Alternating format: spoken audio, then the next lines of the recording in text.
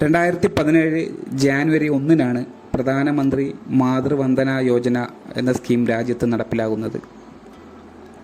ആദ്യ പ്രസവത്തിൽ അവർക്ക് നഷ്ടമാവുന്ന വേജ് ലോസ് അഥവാ വേതന നഷ്ടം നികത്തുന്നതിന് ഒരു മോണിറ്ററി കോമ്പൻസേഷൻ നൽകുക എന്നതാണ് PMMVYയുടെ ഉദ്ദേശ ലക്ഷ്യം.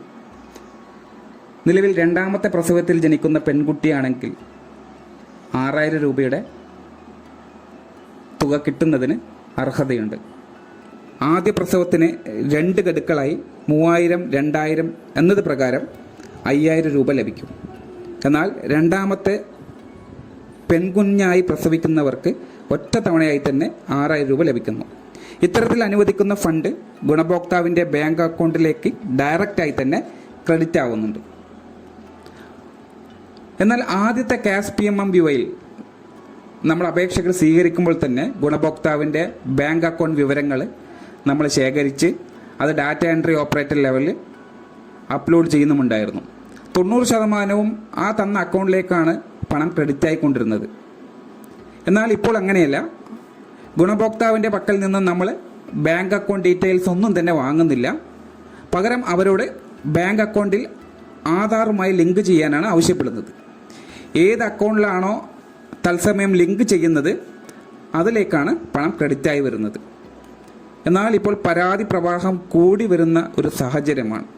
കാരണം ഗുണഭോക്താവിനെ ഗഡുക്കൾ അനുവദിച്ചുകൊണ്ട് നമ്മൾ അറിയിപ്പ് കൊടുത്താലും അക്കൗണ്ടിൽ വന്നില്ല എന്ന പരാതി മാത്രമാണ് എപ്പോഴും നമ്മൾ കേൾക്കുന്നത്. അതിന് അവരുടെ ആധാർ ബാങ്ക് അക്കൗണ്ടിൽ ലിങ്ക്ഡ് ആണോ എന്ന് നമുക്കറിയേണ്ടതായിട്ടുണ്ട്. അങ്ങനെ ലിങ്ക് ആയിട്ടുള്ള ഒരു അക്കൗണ്ടിലാണെങ്കിൽ അത് ഏത് ബാങ്ക് അക്കൗണ്ടിലോട്ടാണ് ഈ ആധാർ കാർഡ് ലിങ്ക് ആയിട്ടുള്ളത് അല്ലെങ്കിൽ ആധാർ സീഡ് ആയിട്ടുള്ളത് എന്ന് നമ്മൾക്ക് എളുപ്പത്തിൽ മനസ്സിലാക്കാൻ കഴിയും. അതെങ്ങനെയാണ് എന്നുള്ളതാണ് നമ്മൾ ഇനി മനസ്സിലാക്കാൻ പോകുന്നത്. ഇത് പ്രകാരം ടീച്ചർ ചെക്ക് ചെയ്തുകൊണ്ടായിരിക്കണം ആ ഗുണഭോക്താവിന് കൃത്യമായി നിങ്ങളുടെ ഏത് ബാങ്ക് അക്കൗണ്ടിലോട്ടാണ് ഈ പണം വന്നിട്ടുള്ളത് എന്നുള്ളത് പറഞ്ഞു കൊടുക്കാൻ കഴിയും. അതിന് പ്രത്യേകം ഇനിയുള്ള ഭാഗങ്ങൾ ശ്രദ്ധിക്കുക.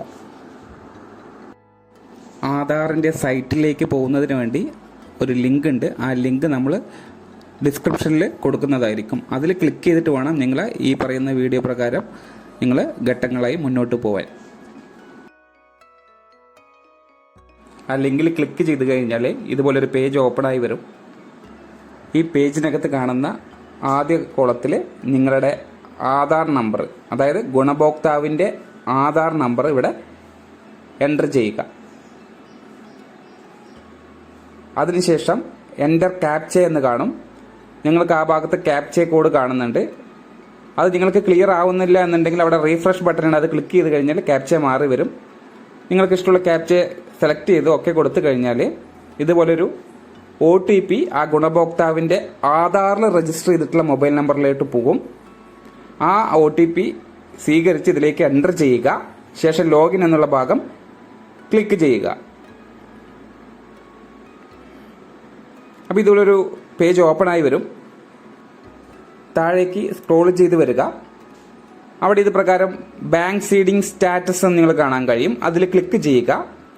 അങ്ങനെ ക്ലിക്ക് ചെയ്ത് കഴിഞ്ഞാൽ തന്നെ ആ ഗുണഭോക്താവിൻ്റെ ആധാറിലെ അവസാനത്തെ നമ്പറുകൾ നിങ്ങൾക്ക് കാണാൻ സാധിക്കും.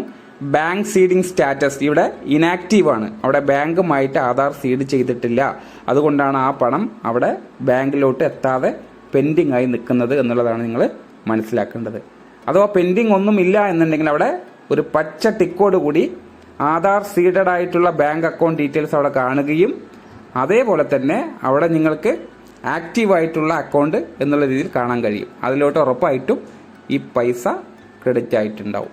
ഈ രീതിയിലാണ് ഗുണഭോക്താവിൻ്റെ അക്കൗണ്ടിൽ പണം വന്നിട്ടുണ്ട് എന്നുള്ളത് നിങ്ങൾക്ക് ഉറപ്പിക്കാൻ കഴിയുന്നത്.